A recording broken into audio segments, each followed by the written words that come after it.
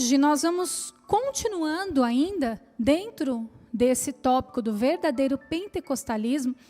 Nós vamos falar sobre santificação. Santificação, sermos comprometidos com a ética do Espírito. E o que vem a ser ética? O que vem a ser ética? Ética é um estudo de conduta.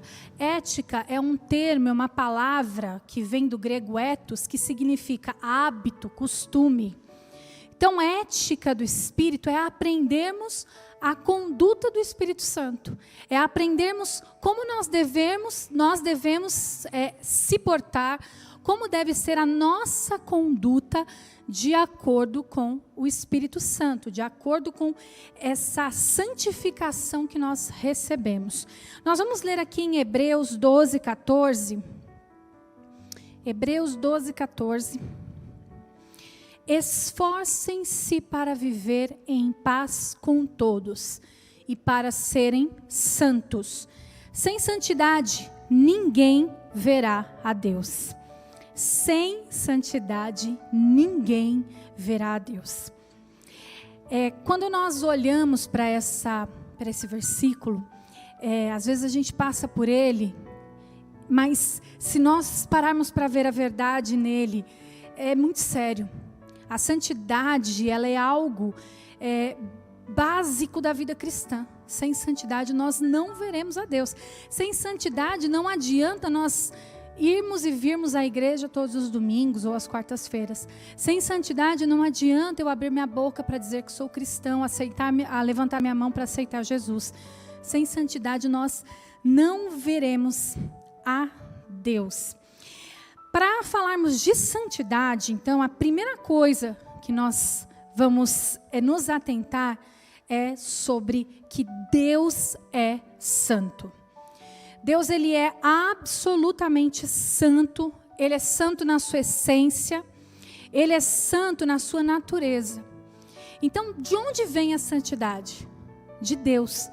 Deus, ele não é santificado. Deus, ele é santo. Ele é, a sua essência, a sua natureza é santa. E porque ele é santo, ele também deseja que nós sejamos santificados. Para quê? Para que nós possamos ter acesso a ele, porque sem essa santidade, nós não teremos acesso a ele, nós não teremos condições de ter acesso a Deus, de vermos a Deus. Quando a gente fala da santidade de Deus, eu usei esse exemplo já em uma outra pregação, falando sobre uma outra coisa, mas eu queria relembrar ele aqui novamente. Quando a gente fala sobre a santidade de Deus, eu me lembro de um versículo que está em Apocalipse 4:8, que diz que os 4 seres viventes declaram, dia e noite, repetem sem cessar, Santo, Santo, Santo é o Senhor, o Todo-Poderoso, aquele que era, que há e que há de vir. Quando os 4 seres viventes repetem isso dia e noite sem cessar, a Bíblia diz em Apocalipse que os 24 anciãos, eles lançam as suas coroas diante do Senhor. E eles se prostram diante do Senhor.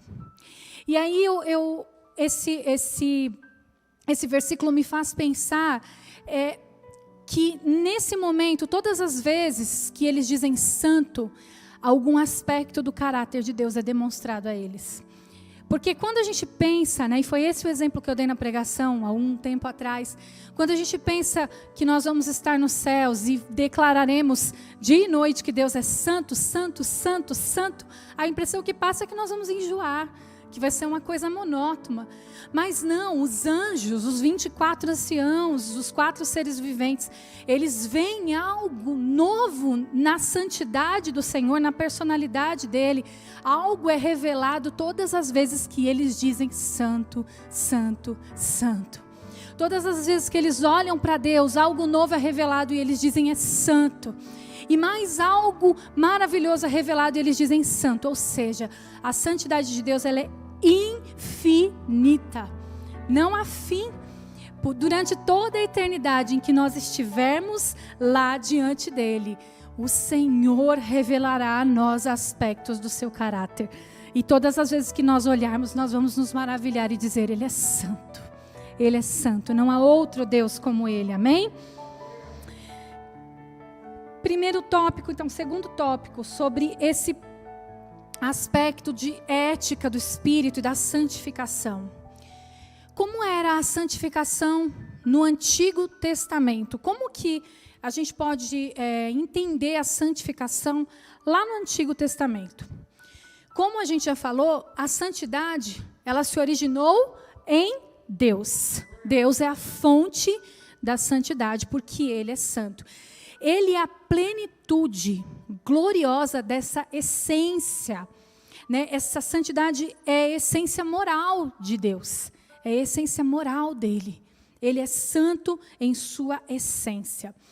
Então, a verdadeira santidade, ela é revelada no Antigo Testamento para nós de várias maneiras e em vários aspectos.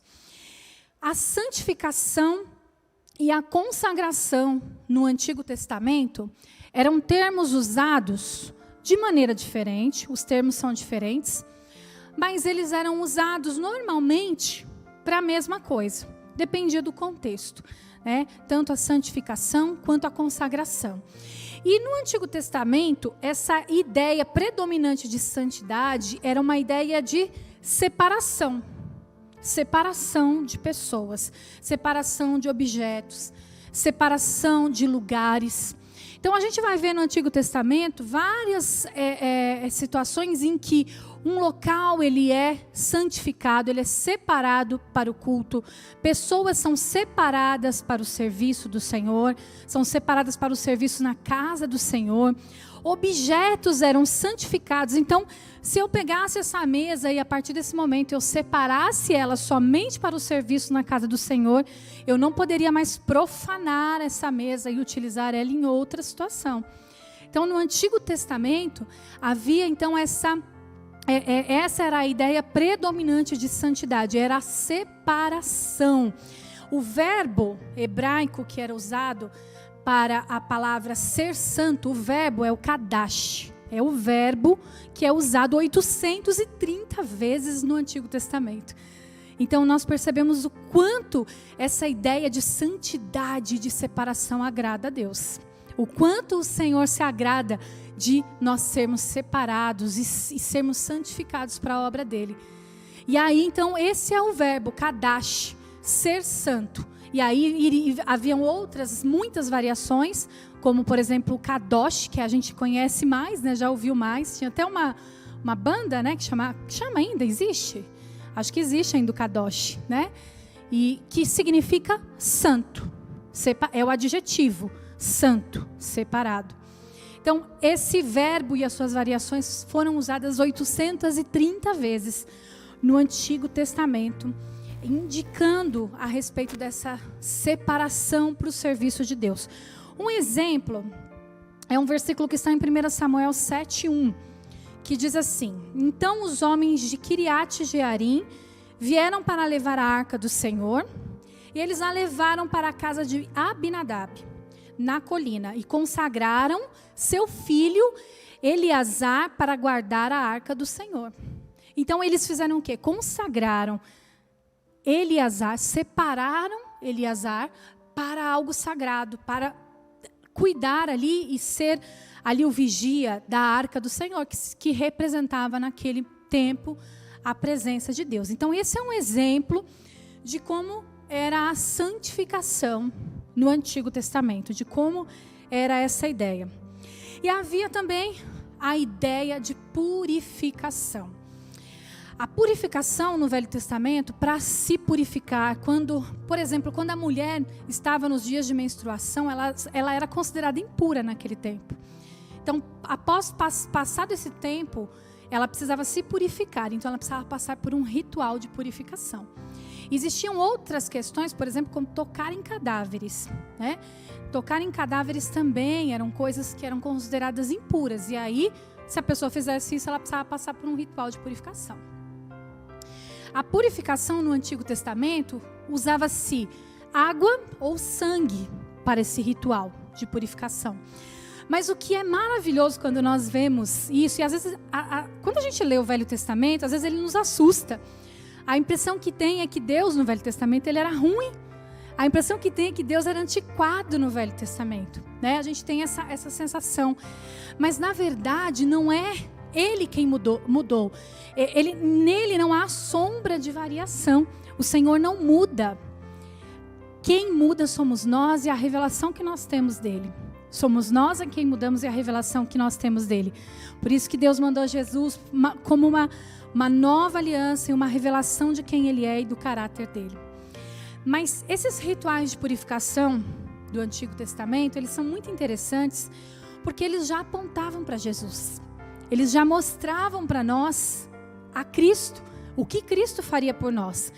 Por exemplo, quando é usado a água no Antigo Testamento para se purificar nos rituais, a gente percebe que existia o que eles chamavam de água viva, que era uma água que vinha de fonte, água que corria, água que tinha movimento, não uma água parada do poço. Então essas águas que se movimentavam eram chamadas de águas vivas. E essas águas vivas, elas eram preferencialmente usadas na purificação, porque ela tinha esse movimento. Então eles entendiam que essas águas vivas eram melhores para essa purificação. O que Jesus fala para aquela mulher samaritana quando ele está ali no poço e pede um pouco de água para ela? Ele diz: eu sou a água viva. Se você beber desta água que eu vou lhe dar, você jamais terá sede. Então, nós vemos que a purificação lá no Antigo Testamento com as águas, a água viva, já apontava para Jesus também, que é a fonte de água viva. Ele é a fonte. Quando também há purificação com sangue no Antigo Testamento, mais uma vez apontando para o sacrifício de Jesus na cruz. Mais uma vez apontando para o sangue que seria derramado de uma vez por todas. Não precisaria mais ser derramado sangue. A partir do momento que Jesus derramou, o sacrifício dele foi suficiente. E aí não precisou mais ser feitos sacrifícios para que pudessem ser purificados com o sangue. Jesus foi o sacrifício perfeito e nos purificou de todo o pecado. O Velho Testamento já falava de Jesus, né? O tempo todo o Velho Testamento falava de Jesus e da santificação. O Velho Testamento falava o tempo inteiro dessa ética moral de Deus, da ética moral do Espírito Santo. E aí quando nós vamos lá para o Novo Testamento, para a Nova Aliança, a santificação, ela tem a ver com a semelhança ao caráter de Cristo. Quando nós chegamos, então, Jesus veio, Jesus nasceu. Então, a semelhança a partir de agora com o caráter de Jesus é um efeito real da salvação em nós. Então, se nós dizemos que somos salvos, nosso caráter precisa ser parecido com o de Jesus. E esse é um processo de santificação. Esse é um processo que leva tempo, mas é um processo que precisa acontecer. E isso precisa ter efeito real nas nossas vidas. Se nós somos salvos, se nós dizemos que nós somos salvos, a santificação deve ser também um processo natural. A gente precisa viver em busca da santificação. Nós precisamos viver atrás da santificação. Até na pregação de domingo eu falei a respeito de, muitas vezes a gente, mesmo permanecendo em Cristo, a gente vai pecar. Né? Que permanecer em Cristo não significa não pecar, mas significa se arrepender sempre. E é a mesma coisa que santificação não significa que nunca nós iremos pecar, mas é que a gente vai sempre se purificar. Sempre se purificar. Nós vamos querer nos tornar limpos e não vamos não vamos compactuar com o pecado, não vamos nos conformar com ele. Santificação no Novo Testamento também tem mais um aspecto. Ela é uma obra da Trindade. Vamos ver o que fala aqui no versículo em 1 Pedro 1:2. 1 Pedro 1:2. São as 3 pessoas da Trindade que atuam na obra da redenção. E nesse versículo fica bem claro para nós como a Trindade atua na obra da redenção e da santificação, nos levando a ter o caráter de Cristo. Escolhidos de acordo com o pré-conhecimento de Deus Pai, pela obra santificadora do Espírito, para a obediência a Jesus Cristo e a aspersão do seu sangue. Graça e paz lhes sejam multiplicadas.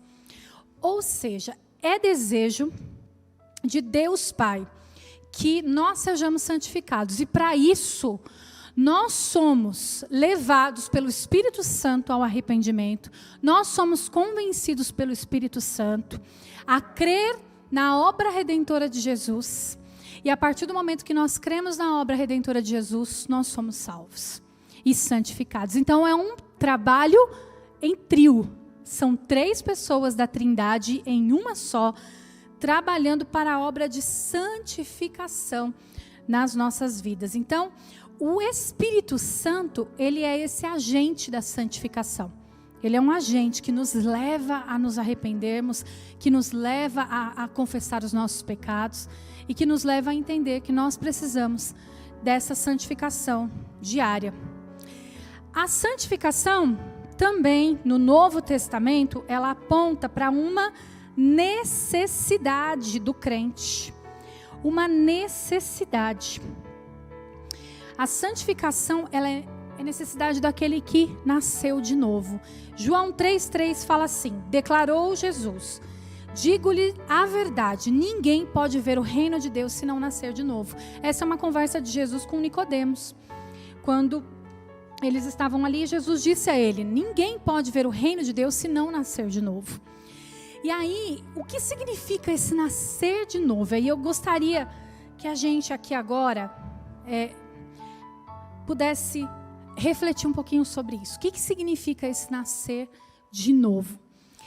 Quando Jesus fala isso para Nicodemos, ele se assusta um pouco e fala: mas eu vou ter que voltar. Como posso, né? Eu grande já, voltar para dentro do ventre da minha mãe e nascer de novo. Ele entendeu literalmente, mais uma vez literalmente, que precisaria voltar grandão lá para dentro do ventre da mãe e sair.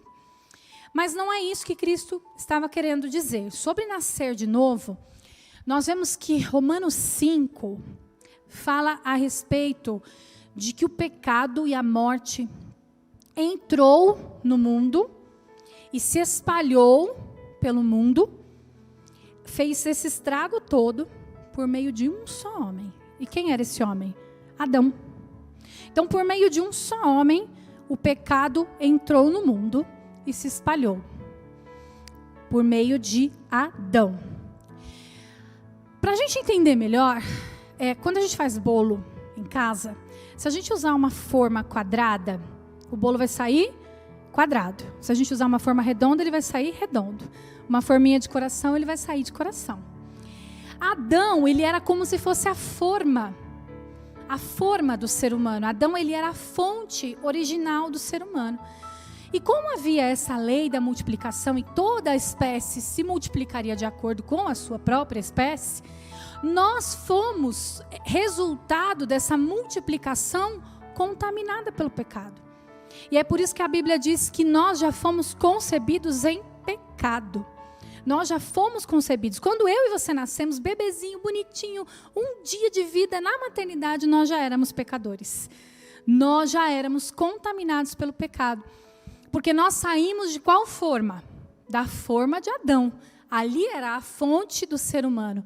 Nós fomos já contaminados pelo pecado por conta do pecado que se espalhou através de Adão, se espalhou pelo mundo. Mas Deus tinha um plano. Deus tinha um plano. E aí o que ele fez? Ele precisava fazer uma forma nova. Ele precisava gerar alguém que não fosse contaminado. E aí ele tinha um plano de salvação para nós já. E gerou Jesus. Quando Jesus ele foi gerado absolutamente sem contribuição humana. Não houve relação sexual entre homem e mulher. Jesus foi gerado no ventre de Maria sem nenhuma contribuição humana. E ali naquele momento em que Jesus foi gerado, nesse momento, ali havia uma nova forma, havia uma nova chance para nós. Olha o que diz Romanos 5,17. Se pela transgressão de um só homem, que era Adão, A morte reinou por meio dele, muito mais aqueles que recebem Deus, a imensa provisão da graça e dádiva da justiça, reinarão em vida por meio de um único homem, Jesus Cristo. Então, se por meio de um só homem nós fomos contaminados pelo pecado, por meio de um só homem também nós fomos salvos, nós fomos resgatados. Deus, ele enviou Jesus não somente para perdoar os nossos pecados. Não foi só para perdoar os nossos pecados. Quando Deus, ele enviou Jesus, ele enviou como se fosse uma nova forma. E a partir desse momento nós nascemos de novo em Cristo. E é por isso que Jesus diz para Nicodemos: quem não nascer de novo não poderá ver a Deus. E esse nascer de novo, ele é no Espírito. Eu nasci no pecado por causa de Adão. Eu nasci no pecado, sou pecador. Mas eu nasço novamente em Cristo e me torno santificada por causa do sangue dele que foi derramado por mim. Então Jesus, ele, mesmo não tendo tido uma descendência biológica, Jesus não teve filhos biológicos. Mesmo ele não tendo uma descendência biológica, natural, humana, quem nasce novamente por Cristo, pelo Espírito, o que diz João 1:12? Contudo, aos que receberam, aos que creram em seu nome, deu-lhes o direito de tornarem filhos de Deus. Então, nós passamos a ser descendência de Jesus a partir do momento que nós nos convertemos. E aí nós nascemos de novo. Nascemos pelo Espírito. Nascemos pelo Espírito. Aleluia. Assim como antes nós, então, éramos descendentes do velho homem, do Adão, nós parecíamos com ele, nós agíamos como ele, nosso velho homem falava mais alto. Então, agora que nós nascemos de novo pelo Espírito, nós também precisamos nos parecer com Jesus. Nós precisamos parecer agora, então, com essa nova matriz de nascimento, essa nova forma. Precisamos nos parecer com Jesus que nos gerou pelo Espírito Santo. O quarto ponto que se aplica à nossa vida diária também é sobre sede santos, porque Ele é santo. 1 Pedro 1:15 e 16 diz assim: mas assim como é santo aquele que os chamou, sejam santos vocês também em tudo o que fizerem, pois está escrito: sejam santos, porque eu sou santo. O Espírito Santo é então a fonte da santificação. Ele acompanha esse padrão de santidade do Senhor. E Ele quem nos leva a essa santificação.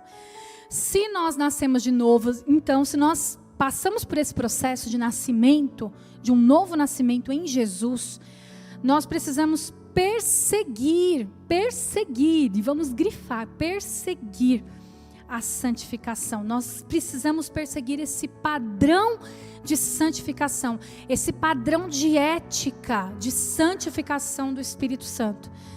A palavra de Deus diz em Hebreus 12: segui a paz com todos e a santificação, sem a qual ninguém verá a Deus, que é o versículo que nós lemos lá no comecinho. Quando fala sobre seguir, é uma perseguição mesmo. Seguir a paz com todos, a santificação. Então, existem duas versões, eu li nas duas aqui. Uma está esforcem-se e a outra está seguir. Porque nós precisamos de esforço para seguir a santificação. Não é algo fácil. A santificação é um processo que vem de Deus, que é o Espírito Santo quem gera em nós, mas precisa haver o outro lado que Deus não vai fazer por mim. Precisa haver o outro ponto, que é o ponto que vem de mim para o Senhor. Eu preciso corresponder a esse processo que o Espírito Santo está gerando em mim. Então, esse ponto Deus não vai fazer por nós. A santificação não é algo opcional. Não dá para você falar: olha, eu vou nascer de novo, eu sou cristão agora, e não ser santificado. Não é opcional, é obrigatório. Deus não nos deu a opção de sermos mais ou menos santos, ou de não precisa tanto. Ele diz para que nós sejamos santos, porque Ele é santo. Então não é opcional. Lembra? Ninguém verá a Deus. Então não faz sentido nós continuarmos uma vida cristã se não for para ver o Senhor, se não for para viver eternamente com Ele. O crente, ele precisa ter o jeito de Cristo. O crente precisa parecer com Cristo, precisa ter a mente de Cristo, precisa ter a forma. Ele precisa parecer. Quando nós nascemos biologicamente dos nossos pais, normalmente a gente tem algumas características dos nossos pais, não é verdade? A gente parece os olhos, parece a boca, alguma coisa a gente parece. Tem alguma coisa que nos caracteriza como filhos do nosso pai e da nossa mãe. Quando nós nascemos de Jesus, as nossas características precisam ser parecidas com a dele. Eu preciso me parecer com ele, eu preciso ter o jeito de falar de Cristo, eu preciso ter o jeito de andar de Cristo, eu preciso ter o jeito de pensar de Cristo. Eu preciso me parecer com ele, se eu nasci de novo, se eu sou nova criatura. Essa santificação faz parte, tem que fazer parte da minha vida. Então, algumas coisas, elas já não cabem mais para alguém que é nova criatura. Não cabe mais para quem é nova criatura ser uma pessoa violenta. Não cabe uma pessoa ser violenta com as pessoas da família ou na rua. Não cabe mais para alguém que é nova criatura ser uma pessoa promíscua. Não cabe mais para alguém que é nova criatura viver fazendo mexerico para lá e para cá.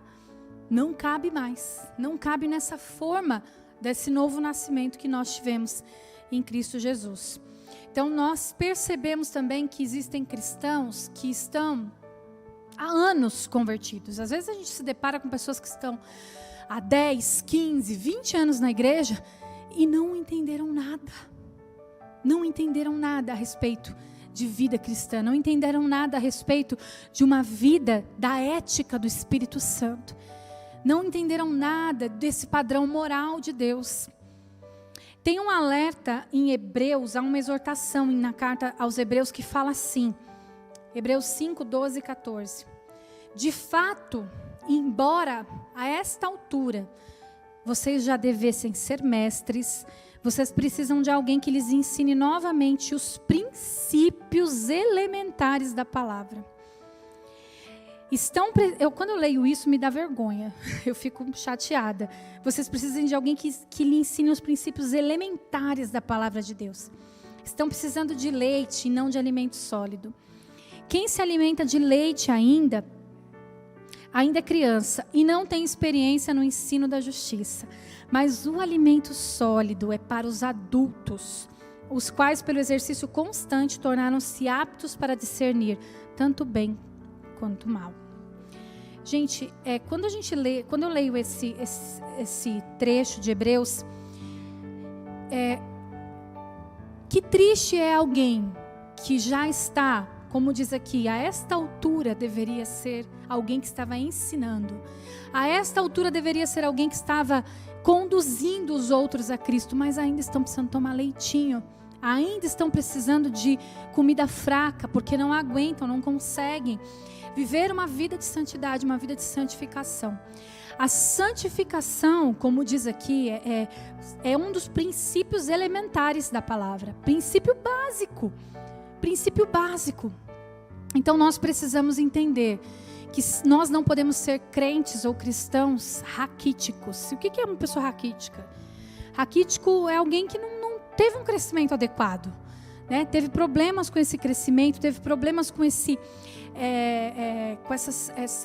com um crescimento saudável, teve algumas deformidades. Então, nós não podemos ser crentes raquíticos. Nós precisamos ser crentes que crescem, crentes que se tornam mestres, como diz a palavra, que ensinam a outros a respeito da salvação em Cristo. Nós devemos, então, mortificar a nossa carne para podermos cada dia nos santificar, dia após dia, sermos santificados e sermos capacitados a viver uma vida de acordo com aquilo que Deus quer. E já partindo para uma conclusão, eu queria falar um pouquinho a respeito desse processo de santificação. Esse processo de santificação, a gente pode dizer que ele ocorre em 3 etapas, muito simples. Ele ocorre em 3 etapas. A primeira etapa, ele tem começo, meio e fim. Então, a primeira etapa, que é o começo. Quando que começa o processo de santificação? Será que ele tem início quando? Quando nós nos convertemos, quando nós nos entregamos a Cristo, nós somos naquele momento separados. Naquele momento nós já somos separados. Teologicamente, esse momento é chamado de santificação posicional, ou seja, eu mudo de posição. Eu estava no pecado, mas agora eu sou separada. Eu mudo de posição. Então é uma santificação posicional. Esse é o começo. Mas nesse momento em que eu me converto, esse momento que eu conheço Jesus e que eu estou ali começando, quantas ainda situações que ainda precisam ser limpas na minha vida? Elas não são limpas magicamente, não cai um balde de água santa, de água benta sobre a minha cabeça e eu automaticamente sou limpo de todos os meus pecados e de todos os hábitos ruins que eu adquiri durante toda a minha vida. Então a santificação ela é um processo, ela tem um começo. No momento em que a gente se converte, a gente muda de posição. É a santificação posicional, no exato momento em que a gente aceita Cristo como Senhor. E aí depois a santificação tem um outro passo, que é o meio. O meio. E o que é esse meio? É o processo, é o caminho que nós temos para percorrer. Esse meio está entre o momento em que a gente se converte ao momento em que nós vamos nos encontrar com Cristo. Esse meio é a nossa vida aqui, nossa vida cristã. Esse meio é o processo de santificação que eu vou vivendo dia após dia. Vou mortificando a minha carne, vou dizendo não ao pecado. E aí eu caio, mas eu levanto e me limpo de novo. Esse é o processo. Esse é o caminho que nós precisamos percorrer. O caminho até o final, que é o alvo. O alvo. Paulo diz em Filipenses 3, 12 a 14... Não que eu já tenha alcançado, ou que eu seja já perfeito, mas prossigo para alcançar aquilo para o qual também fui alcançado por Cristo Jesus. Irmãos, quanto a mim, eu não julgo que o haja já alcançado, mas uma coisa eu faço, é que me esquecendo das coisas que atrás ficam e avançando para as que estão adiante de mim, prossigo para o alvo, a fim de ganhar o prêmio do chamado celestial de Deus em Cristo Jesus. A santificação, então, é um processo de começo, meio e fim. Nós todos aqui estamos no meio. Todos nós estamos aqui no mesmo ponto, no meio. Nós estamos aqui correndo a mesma corrida para chegarmos ao alvo. E como Paulo diz aqui, ainda nós não alcançamos a perfeição. E nós não iremos alcançar essa perfeição. Mas nós não podemos deixar de buscá-la. Tem um exemplo, eu sei que ele é muito simples, mas para quem assistiu o filme A Era do Gelo, vocês lembram daquele esquilinho tentando pegar a noz? É a noz que fala, é noz, né? Uma noz. Ele nunca consegue. Ele nunca consegue, mas ele não desiste. E ele vai, e ele passa o filme inteiro. O Era do Gelo 1, Era do Gelo 2, e assim vai. E ele, cada vez, ele fica mais focado naquela noz. E assim nós devemos ser. Eu sei que é um exemplo muito simples diante do que nós estamos falando aqui, da santificação e do alvo. Mas é isso, para ilustrar, para que a gente possa entender. Nós não vamos alcançar a perfeição e nem a santificação. Mas nós devemos nos focar de maneira que nossos olhos têm que ficar focados, vidrados nisso. Para que a gente não perca esse alvo. Para que o caminho não nos desvie, que a gente não fique distraído no caminho com outras coisas. O nosso alvo, que é a santificação, o alvo que é Cristo, é a vida eterna em Cristo Jesus. Nós precisamos nos focar nele, para que nós não venhamos a nos desviar, para que nós não venhamos a cair e perdermos aquilo que o Senhor tem para nós. Quando eu assim que foi dado, né, os temas, e eu vi esse tema que seria para que eu fosse ministrar, E eu vi a respeito dessa questão da ética do Espírito Santo, uma coisa que me veio a respeito desse padrão moral de Deus. Ele é muito mais elevado que o nosso. O padrão moral de Deus, ele é muito mais elevado que o nosso. A gente vai falar disso, acho que talvez num outro momento, mas isso é incrível, como o padrão de Deus é muito mais elevado que o nosso. Então nós precisamos perseguir, nós precisamos ir rumo a essa santificação, para que nós possamos agradar a Deus e para que nós possamos ver a Deus. Amém? Glória a Deus. Vamos nos colocar em pé. Aleluia.